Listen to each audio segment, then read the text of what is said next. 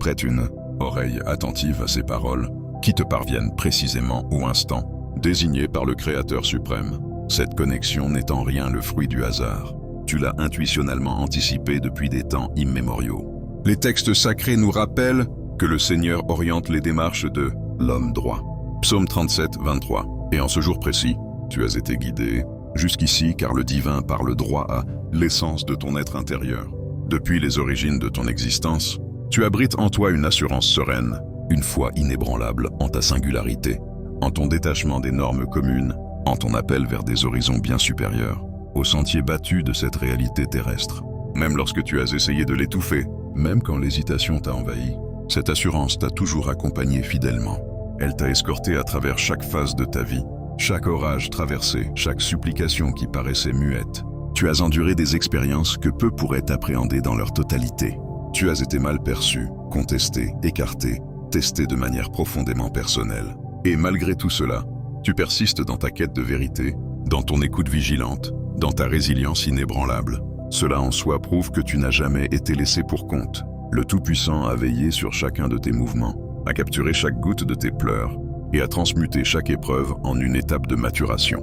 Comme il est noté, le Seigneur corrige ceux qu'il chérit. Hébreux 12, 6. Non dans le but de les anéantir, mais pour les façonner en vue de leur chemin prédestiné. Non parce que tu l'as traqué avec ferveur, mais car le divin a ordonné que ton ère de vagabondage arrive à son terme. Les doutes qui t'ont étiré, le vide aride qui t'a trempé, l'attente qui t'a inculqué la patience. Ce n'est point ton domicile éternel. Nous subissons des pressions de toutes directions sans être broyés, perplexes sans sombrer dans le désarroi, traqués sans être désertés, terrassés sans être détruits. 2 Corinthiens 4, 8, 9. Tu as été plié sans rompre. Tu as été challengé sans être annihilé. Tu as été différé sans être repoussé. Tu n'es plus isolé à présent. Le parcours que tu as tracé, les batailles que tu as livrées, les charges que tu as supportées, les invocations chuchotées quand les termes pesaient trop, rien de tout cela n'a été futile. Pas une seule larme versée, pas une veillée sans sommeil, pas un seul questionnement sur ton sort. Le divin est ce parent céleste qui convertit la douleur en vocation.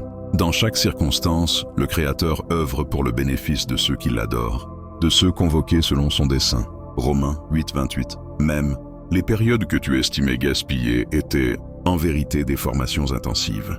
La tristesse qui paraissait te discréditer était en réalité un raffinement. Les revers qui te faisaient croire à l'oubli affûtaient ton jugement. Ta robustesse et ta perspective divine. Tu n'as pas été délaissé, tu étais en pleine gestation. Et désormais, tu pénètres dans le moment où ta convocation se révèle comme un portail que tu ignorais ouvert. C'est la raison pour laquelle tu vis chaque chose avec une telle acuité. Certains voguent à travers la vie dans une torpeur émotionnelle, mais toi, c'est impossible. Ton âme est trop alerte pour cela. Tu discernes ce qui demeure caché. Tu saisis ce que les autres dédaignent. Tu identifies les dysfonctionnements même quand tout semble impeccable en surface. Longtemps, la société a cherché à te convaincre que cette acuité était un handicap. Trop perceptif, trop introspectif, trop grave, trop à part. Mais le Créateur n'a commis aucune faute en te concevant ainsi, car nous sommes son ouvrage maître, façonné en Christ pour des actions nobles. Éphésiens 2, 10. 7. Profondeur que tu incarnes est essentielle à ta mission. Dès tes premières années, tu réalisais que tu ne t'intégrais pas parfaitement au cadre imposé. Ce n'était pas de l'arrogance, c'était une harmonie intérieure. Tu ne résonnais tout simplement pas sur la même vibration que ton environnement. Tu interrogeais ce que les autres absorbaient sans critique. Tu scrutais au-delà des façades. Tu décelais les patterns récurrents. Tu étais attiré par le sens profond, par l'authenticité, par l'éternité. Peut-être manquais-tu de vocabulaire pour l'articuler à l'époque, mais ton esprit aspirait à ce que tes sens ne pouvaient capter. Cette poursuite n'était pas aléatoire. C'était un signal, une marque, un sceau posé sur toi bien avant que tu puisses le rationaliser. Avant de poursuivre, je tiens à exprimer ma gratitude pour chaque approbation, chaque diffusion, chaque manifestation de soutien. Cela a une portée bien plus grande que tu ne le supposes et aide ce discours à toucher ceux qui en ont le plus urgemment besoin.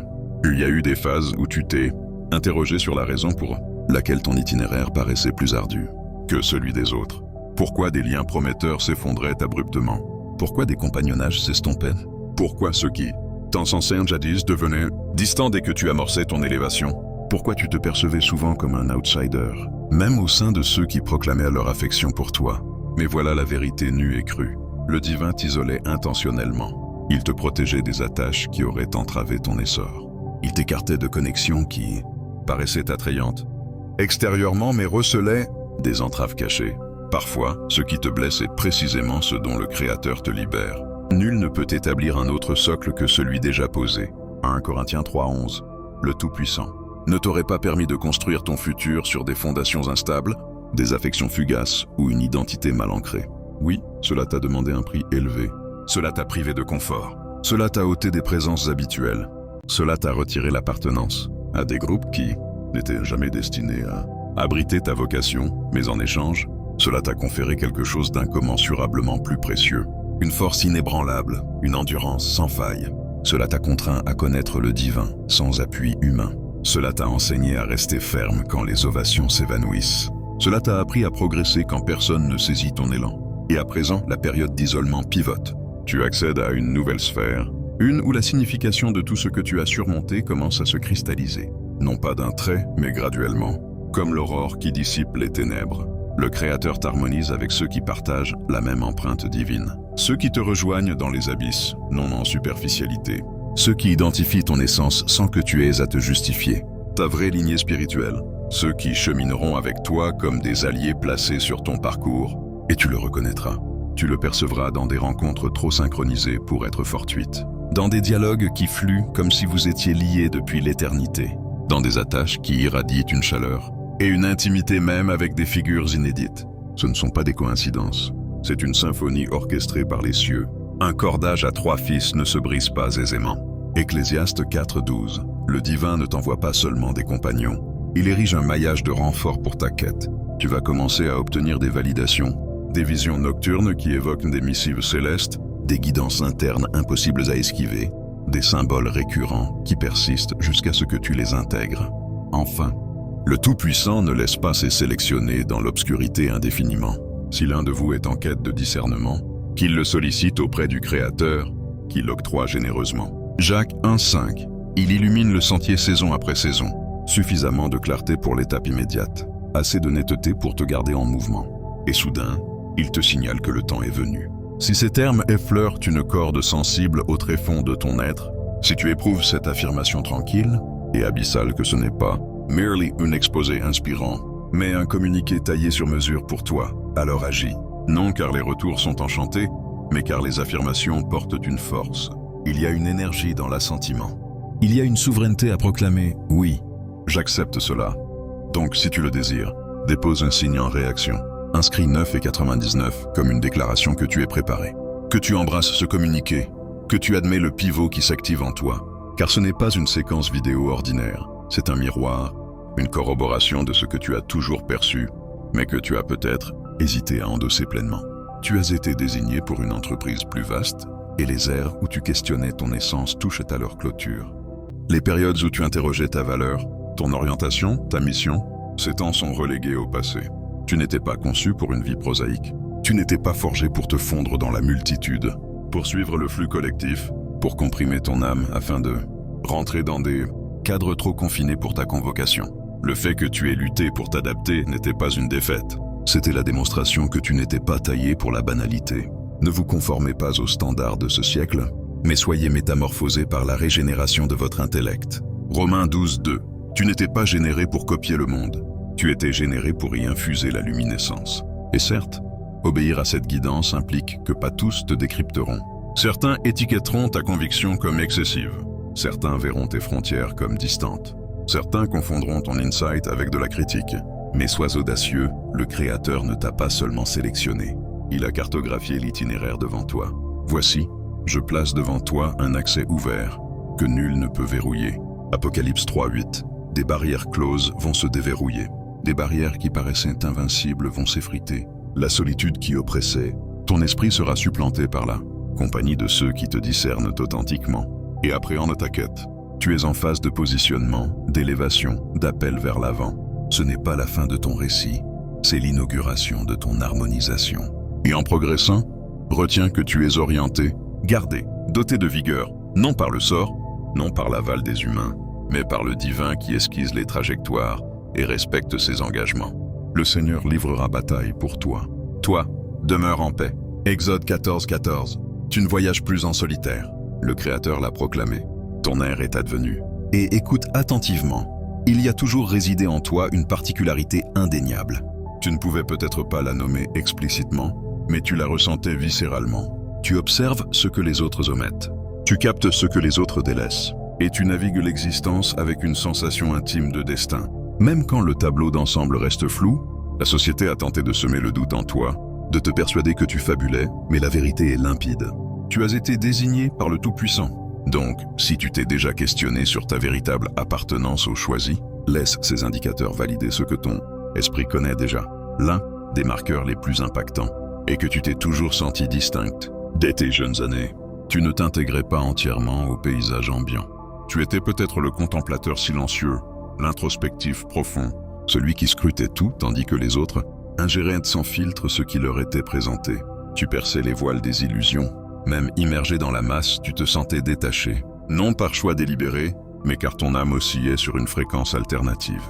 Cette distinction n'est pas une vulnérabilité, c'est un repère. Un autre indice incontestable est que tu as surmonté des adversités intenses. Les sélectionnés ne suivent pas un parcours aisé. Tu as connu la perfidie, l'exclusion, la privation, des souffrances que la plupart ne saisiront jamais. Mais ces afflictions n'étaient pas des sanctions. Elles constituaient un apprentissage rigoureux.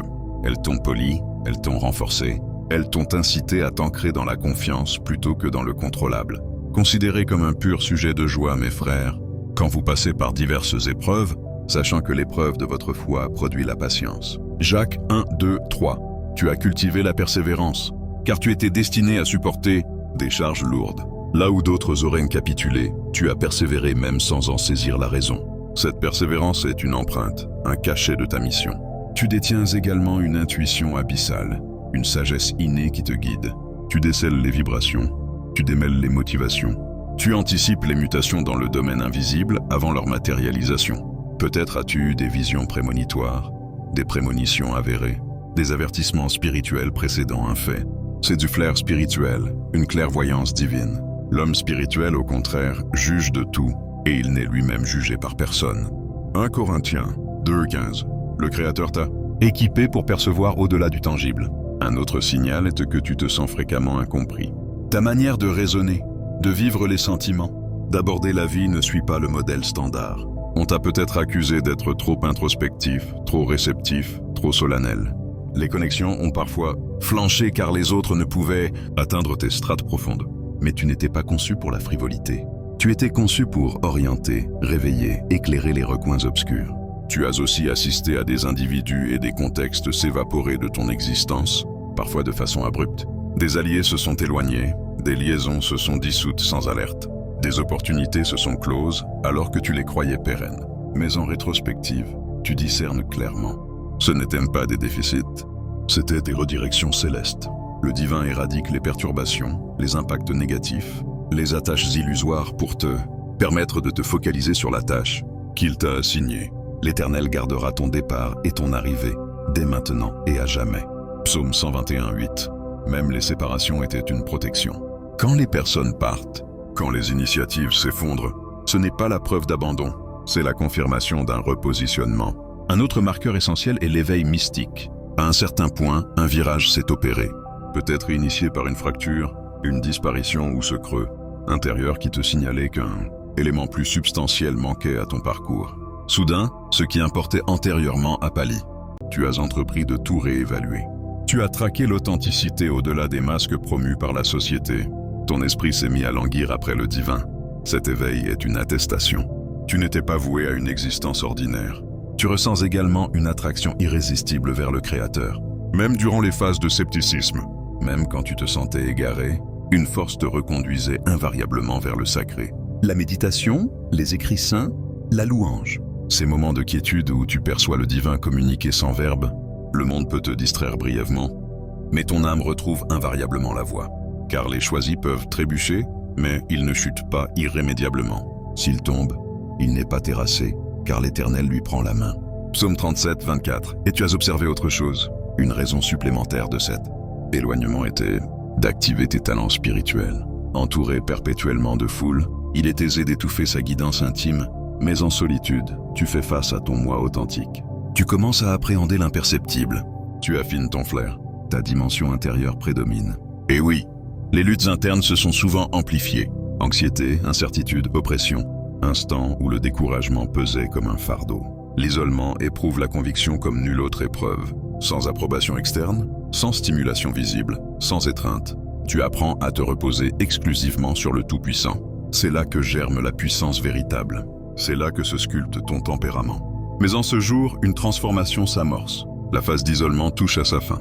Le Créateur commence à t'harmoniser avec les esprits appropriés.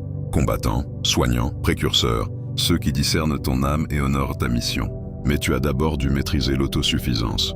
Tu as dû apprendre à te dresser seul pour ne pas te reposer sur autrui une fois. L'harmonie établie. Tu chemineras à leur côté, non en subordination.